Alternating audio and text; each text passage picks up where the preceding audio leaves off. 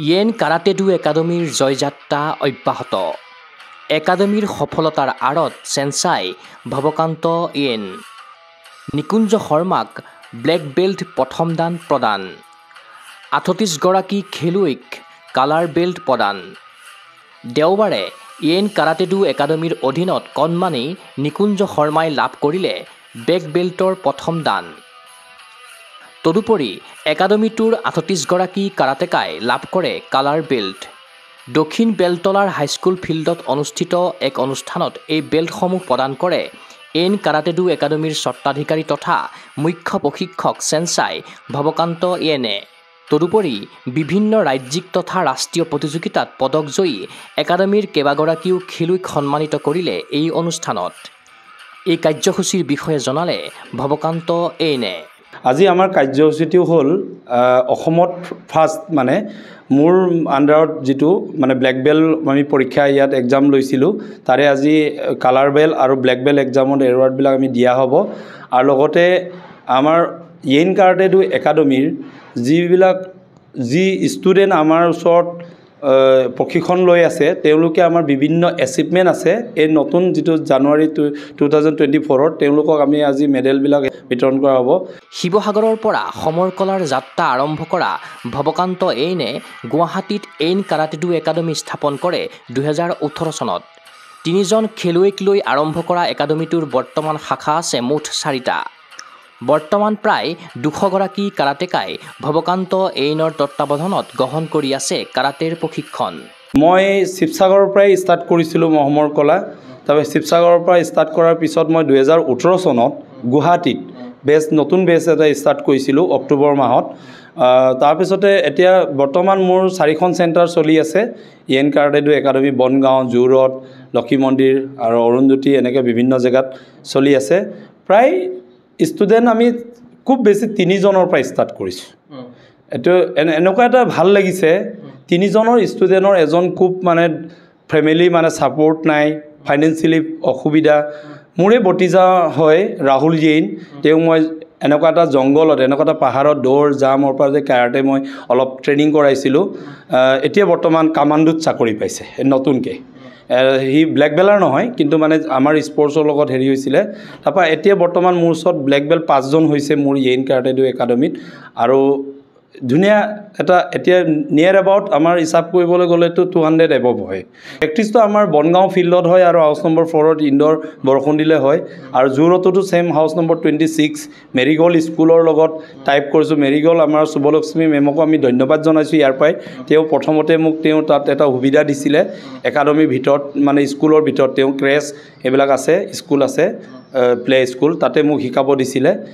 চেনচাই প্ৰণৱ কুমাৰ দাস। চেনচাই নৱলাহনৰ প্ৰশিক্ষণত অংকুৰিত হোৱা ভৱকান্ত ইয়েন আজি বহু উদিত কাৰাটে খেলুৱৈৰ বাবে পথ প্ৰদৰ্শক। গগো স্পৰ্টছ এনিৰ সন্মুখত তেওঁ কৈ গ'ল ইয়েন কাৰাটে ডু একাডেমীৰ জন্মৰ আঁৰৰ কথা।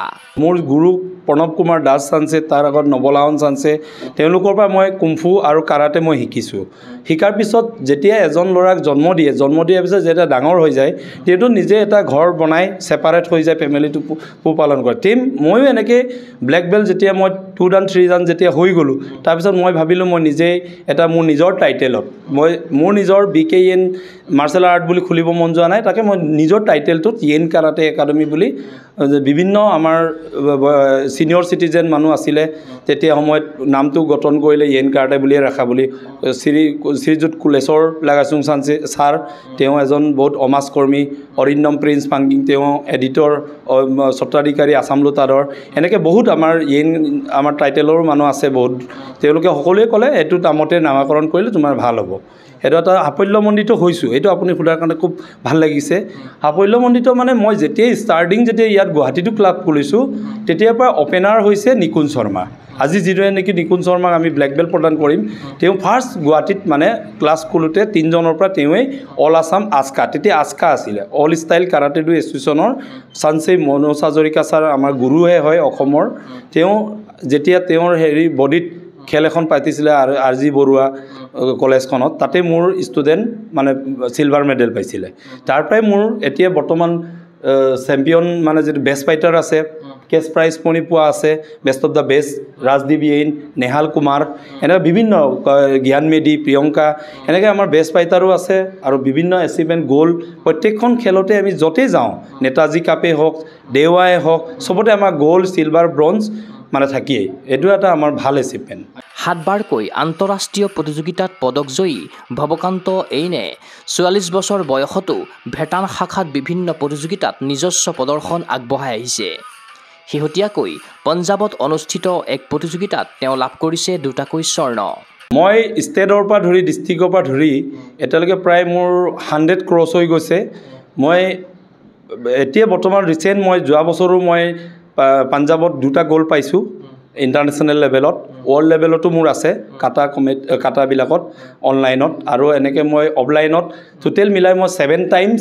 ইণ্টাৰনেশ্যনেল মেডেল পাইছোঁ গ'ল্ড 4টামান আছে তাৰপৰা ব্ৰঞ্জ চিলভাৰ আছে আৰু বিভিন্ন অসমতো আছে আগৰ ইফালে মাতৃ দিৱসত মাতৃ আৰময় এইনৰ ভৰি চুই সেৱা জনালে পুত্ৰ ভৱকান্ত এইনে লগতে এই অনুষ্ঠানতে এখনি ফুলাম গামোচাৰে আদৰণি জনালে সুদূৰ শিৱসাগৰৰ পৰা পুত্ৰৰ ওচৰলৈ অহা মাতৃক মই আজি বহুত ভাল পাইছোঁ শিৱসাগৰৰ পৰা আহিলোঁ আহি গুৱাহাটীত আজি দেখি কাৰাটে এই একাডেমি য়েইন কাৰাটে আজি দেখি খুব আনন্দ পাইছোঁ এনেকৈ ভগৱানে আগলৈকে আগুৱাই নিয়ক ল'ৰা ছোৱালী সকলো শিক্ষকবিলাকৰ লগত চবেই মাক বাপেক এইবিলাক গাৰ্জেনবিলাক দেখিও মোৰ ভাল লাগিছে চবেই তেনেকৈ আগবাঢ়ি যাবলৈ ভগৱানৰ ওচৰত মই প্ৰাৰ্থনা জনাইছোঁ মোৰ ল'ৰা এতিয়া মই আগতে আমি নাজানিছিলোঁ এইবিলাক খেল যে এনেকৈ ভাল বুলি মই অকণো ভবা নাছিলোঁ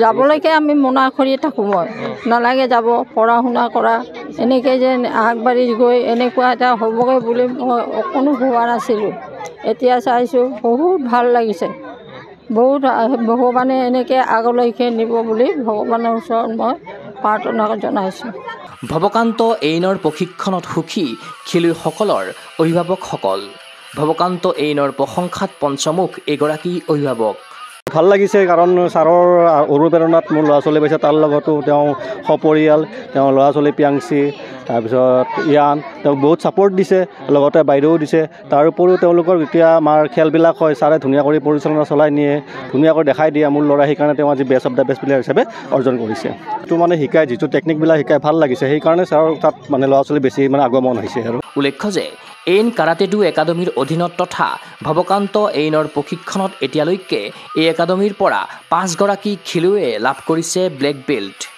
তেওঁলোক হ'ল ক্ৰমে প্ৰিয়ংকা এইন জ্ঞান মেধি প্ৰিন্সি এইন ৰাজদীপ এইন আৰু নিকুঞ্জ শৰ্মা শেহতীয়াকৈ ব্লেক বেল্ট লাভ কৰা নিকুঞ্জ শৰ্মাই গগো স্পৰ্টছ এনিৰ সন্মুখত প্ৰকাশ কৰিলে তেওঁৰ মনোভাৱ मुझे कराटे बनना है और मर्चेंट नेवी भी बनना है सर मुझे ऐसे पेरेंट्स गाइड किया सर जो हमको नहीं आते वो सर सिखाया এই অনুষ্ঠানত উপস্থিত থাকি সীমাহীন আনন্দ লাভ কৰিলে উদিত খেলুৱৈসকলে সকলোৰে সপোন কাৰাটেৰ জৰিয়তে কিবা এটা হোৱাৰ my name is Shri Rajdeep येन ब्लैक बेल्ट 1 डान मैं नेताजी पाइছিলোঁ देवघर पाइছিলোঁ साउथ एशिया पाइছিলোঁ गोल्ड सिल्वर ब्रॉन्ज मैं क्लाबत करूँ और केতিয়াবা घरत करूँ ভালে লাগিছে কি হোৱাৰ আশা আছে मोर पुलिस निहाल कुमार কি মেডেল পাইছা লাষ্ট गोल्ड ক'ত পাইছা देवा बेस्ट ऑफ द बेस्ट आरो